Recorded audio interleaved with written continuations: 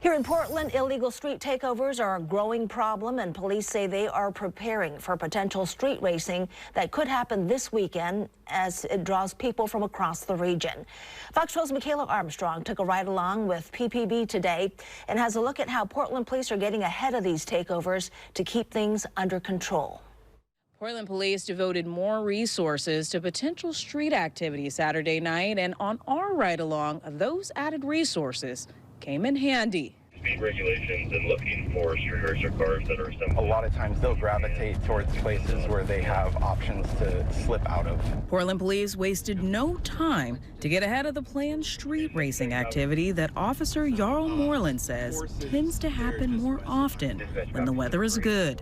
Moreland says these street takeovers typically happen at big intersections where drivers have room to do high-speed donuts, but they come with a price. Big inconvenience for the community.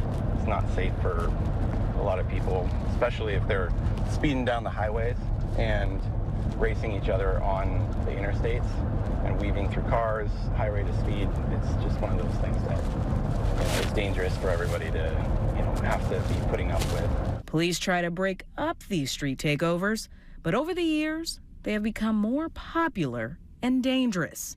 So PPB has added more resources to add officers out on the streets ahead of these events and catch those coming into the area before the late-night street racing begins. If you only have, a ratio of officers to people involved that's really small, you're not going to be able to just go in there and contain it, so you have to be a little bit more strategic about it. But those added resources also helped to pivot during our ride-along. There's one more person at the car, I think. Contact, put your hand.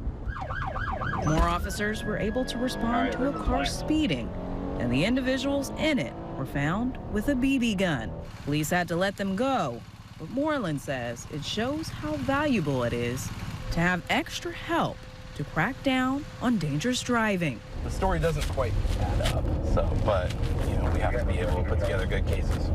We have them all ID'd, and the car is now, not going to be on the road anymore.